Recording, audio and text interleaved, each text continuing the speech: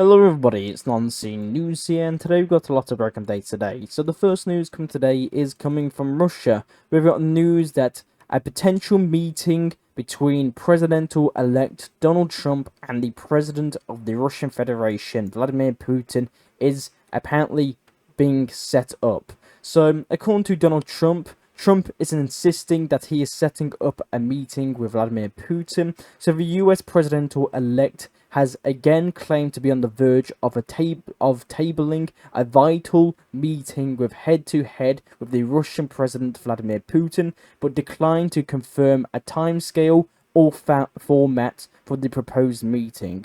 So we've only got news that Trump and Vladimir Putin are setting up a meeting in the near future. We've got no date, we've got no location. It could be in Russia, it could be America, it could be Poland, it could be in Belarus, anywhere. But all we've gotten right now, according to Donald Trump right now, is that Trump says that he is arranging a meeting with Vladimir Putin in the near future. So, very big news today. We've also got news today that Russia has delivered 6 Su-30 multi-role fighter jets to Myanmar's military air force, according to the Army Recognition Group.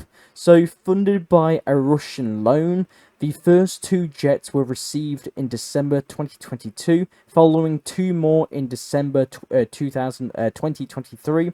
The junta leader Min Aung Hlaing stated that these fighters would bolster the junta's air superiority. So all 6 Su-30s are stationed at the Napdol air base in Myanmar or Burma. The Russian Defense Ministry noted that these jets would serve as a backbone of Myanmar's air force for territorial defense and counter-terrorism.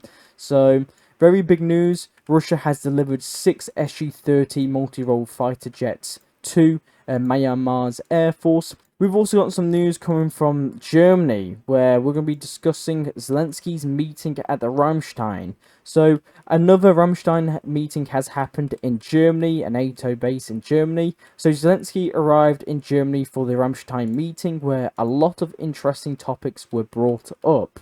So, the Ramstein group met today at the military airbase in Germany.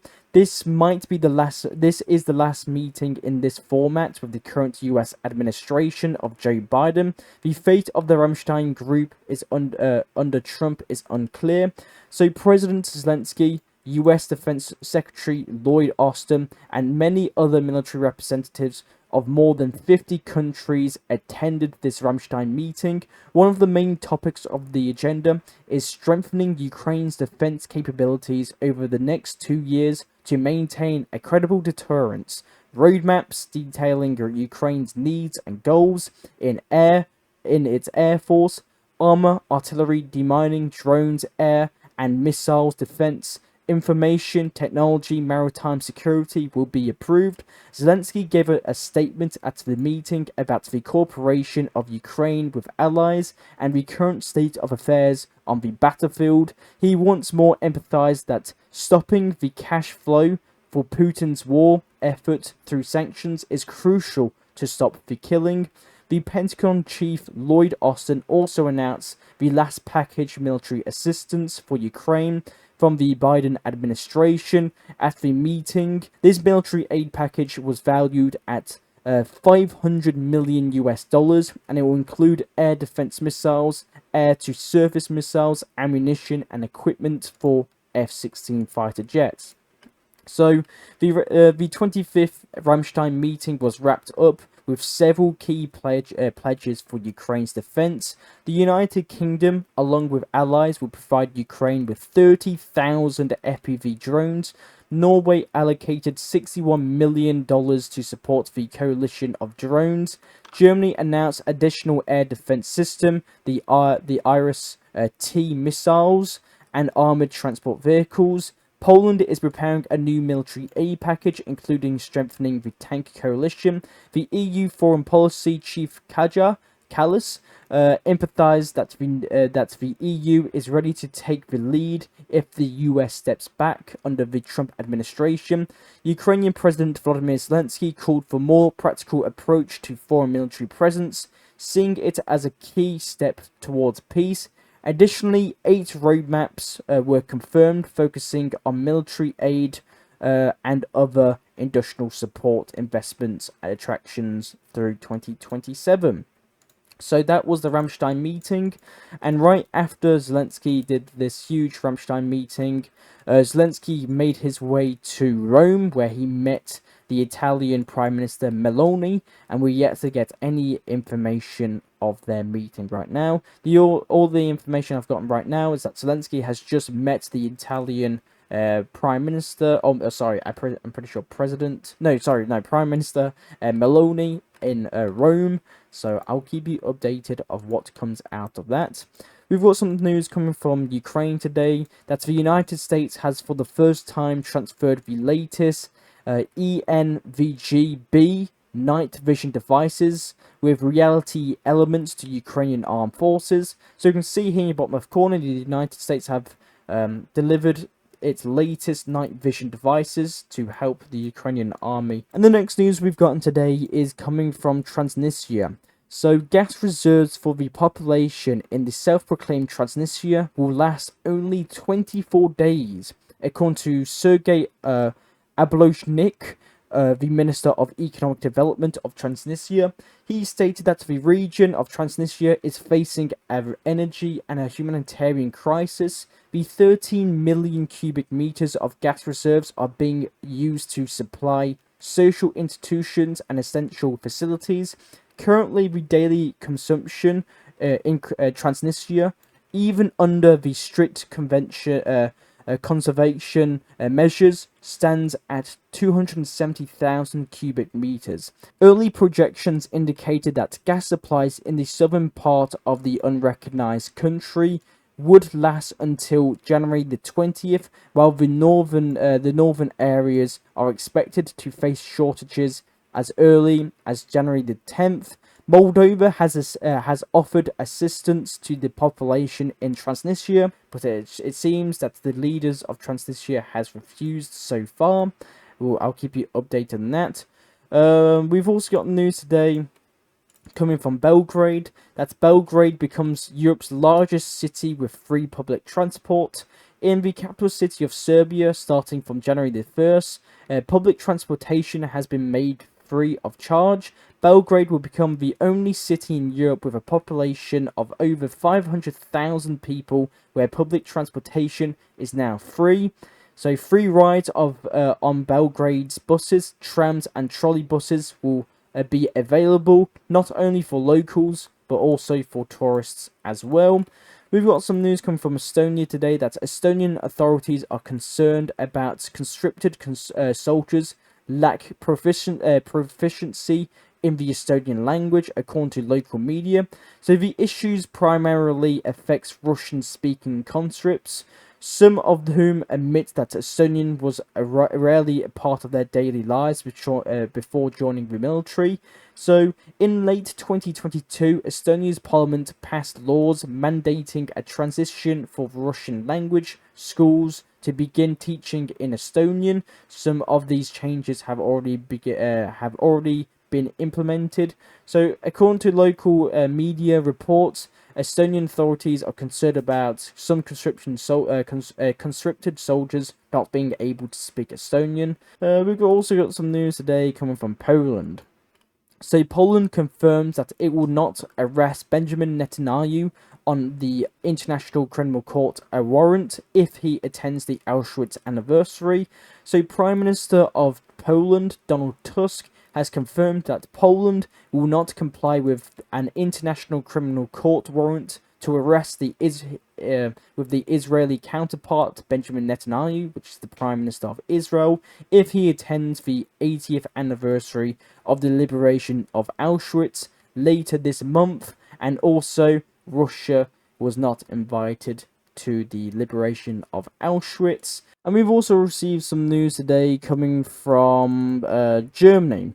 So, we've got news that Trump's 5% NATO goal on defense spending is unrealistic, according to the German Vice Chancellor. So, Robin Habeck, the German Vice Chancellor of Germany, has dismissed Donald Trump's demands for NATO allies to spend 5% of their GDP on defense as unrealistic. We've also got a response to the German Olaf Scholz, the Chancellor of Germany. He also rejects the US President-elect Donald Trump's proposal for NATO members to spend 5% of GDP on defense, calling it, I quote, a lot of money. And the German Chancellor Olaf Scholz noted that NATO's current guidelines is 2% of GDP defense spending, and for Germany, meeting Trump's demand would require an extra 150 billion euros annually, nearly a third of the country's 490 billion euro federal budget, Olaf Scholz stated. So Germany will not be increasing to 5% defense budget. So we'll see how Donald Trump reacts to that. We've also got news today that Denmark is calling emergency meetings to discuss responses to Trump's Greenland annexation plans, reports are stating. So Danish Prime Minister has called an urgent meeting with party leaders on Thursday to get ready to discuss Denmark's response to Donald Trump's plans to control Greenland. We've also got news today, according to Politico, that Denmark has prioritized military aid to Ukraine at the expense of its own defense capabilities, leaving the country literally unable to counter any potential US move to claim of Greenland. So, according to Politico, Denmark has sent a large part of its military equipment to Ukraine. Therefore, it literally cannot do anything if America were to go into it. And obviously, America's the number one greatest power, so it didn't have a chance anyway. But there you go. We've also gotten some news coming from Iceland that Iceland is moving closer to EU membership as support for joining the EU is growing. So support for joining the European Union and Iceland is increasing after the nation's new government said it plans to hold a referendum on re-engaging in membership talks. A poll was published on Thursday by research company Proficiency. It found that 45% actually back for joining the trade bloc of the European Union, with 35% against, and the rest is undecided. So I'll keep you updated on the situation that unfolds in Iceland. And the next news today is coming from Turkey. We've got news that Turkish armed forces are being put on combat readiness. So Turkey is preparing to conduct a major military operation against the Kurds in northern eastern Syria. So if you remember earlier, I believe at the end of 2024 in December, Ankara, so Turkey, demanded that the new Syrian authorities take necessary measures against the Kurds. So let's not forget that the Turkish authorities actually issued an ultimatum to the PKK forces in northern eastern Syria, the Kurdish forces in northern eastern Syria, ordering them to lay down their arms and leave Syria. So if this ultimatum is ignored, Turkey may launch military action. And we've just gotten news today that the Turkish army is now sending huge amounts of military equipment to the northeastern Syrian border here, and they're deploying howitzers, artillery, tanks, and everything that is needed to start a military preparation. So we can expect in the near future, maybe a week from now, that Turkish forces may just enter Syria. We've also gotten some statements coming from the Turkish Foreign Minister that he stated that our story in Syria is just the beginning. The end is near for the separatist group and the Syrian branches of northern eastern Syria. Eliminating the terrorists in Syria will be Turkey's top priority in 2025. We will achieve a terror-free Turkey. We've got some news coming from Lebanon. So, the big news coming from Lebanon today is that Lebanon ends years of long presidential deadlock under the US and Saudi pressure.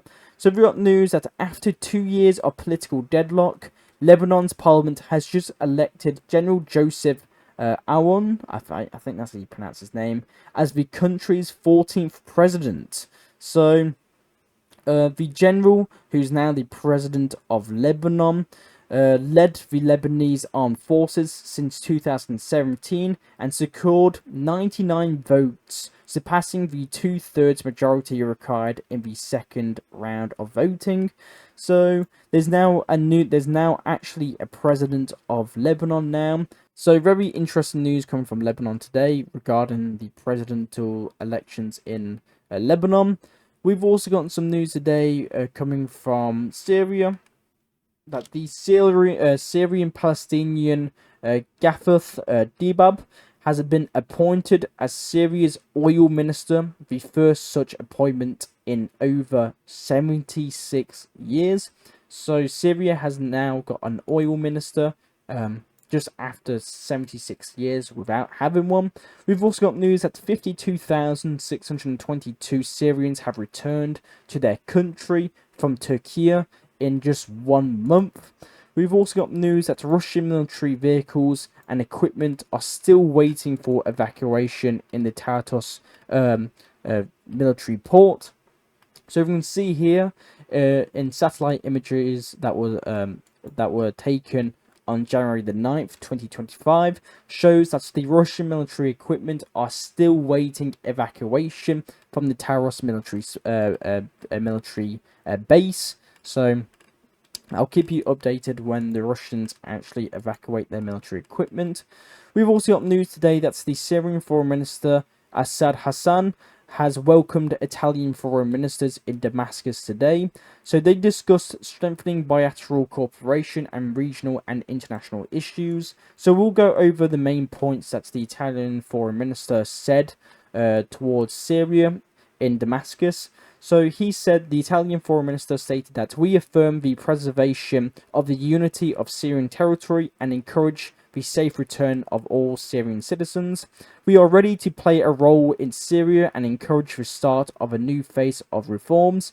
We focus on combating criminal activities such as drug smuggling, human trafficking, and illegal immigration. We seek for our country, Italy, to be a bridge between Syria and the countries of the European Union. We stress the importance of lifting sanctions on Syria that were imposed on the former regime and cannot continue.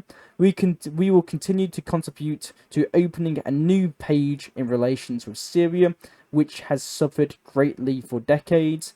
Steps towards the new Syrian administration are going to be in the right direction.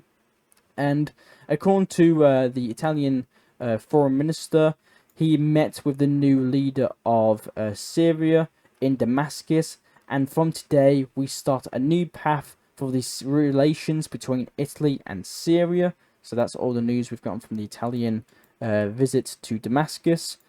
We've also got news today that the US and UK fighters jets have reportedly carried out 12 airstrikes in Half Sovyan, an area, province in northern Yemen. So if you can see here, we can see this small red outline within Yemen. So we've got news that US and UK fighter jets carried out 12 airstrikes in approximately in this region here. So we don't know what they actually targeted. Some people are saying they targeted a power station within the area that powers Sana'a, sorry, the capital city of Yemen. So we'll get the results of the UK and US airstrikes results in next video, most likely.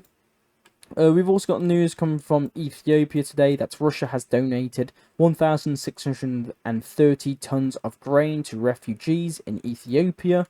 We've also got news coming from the US that all living US presidents are being seated together at Jimmy Carter's funeral.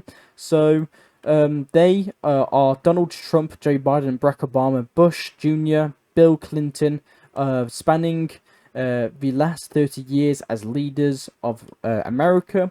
So there's obviously the Jimmy Carter's funeral was taking place today, and where actually it seems to be that even Donald Trump and Obama were cracking jokes behind Kamala Harris, and she didn't seem too pleased with that. If you can see in your bottom left corner.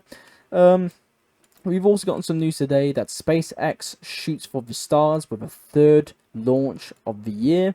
So the Falcon 9 rocket has successfully delivered 21 Starlink V2 mini satellites into orbit from the Kennedy Space Center in Florida. This mission marks the Falcon 9's 420th flight and SpaceX 436th overall launch. So SpaceX launches 21 Starlink V2 mini satellites into orbit in Florida. We've also got news coming from Donald Trump's son regarding the Los Angeles fires that have been raging on. So Trump's son blames Ukraine for Californian fire. So you can see here in your bottom left corner, Donald Trump Jr. stated on X, "Old look, of course. The LA fire department donated a bunch of their supplies to Ukraine." So Trump is partly blaming the US and the US administration for giving a lot of the Californian fire department supplies to Ukraine. We've also got we've also gotten some numbers of the people who have been killed so far in the Los Angeles wildfires. So the number has risen to 10. So the Los Angeles County office has said that it's continuing to identify the remains of 10 people. So 10 people have been confirmed to have tragically lost their lives in this huge fire that is still going on. We've also gotten some news today, the last news comes today, of Antarctica. So we've got news that scientists have pulled out a 1.2 million year old ice from the Arctic bedrock after drilling through 2.8 kilometers deep through of ice. So scientists are now actively researching this 1.2 million year old ice from Antarctica, and people are just online are just saying, please don't release some deadly virus or some sort.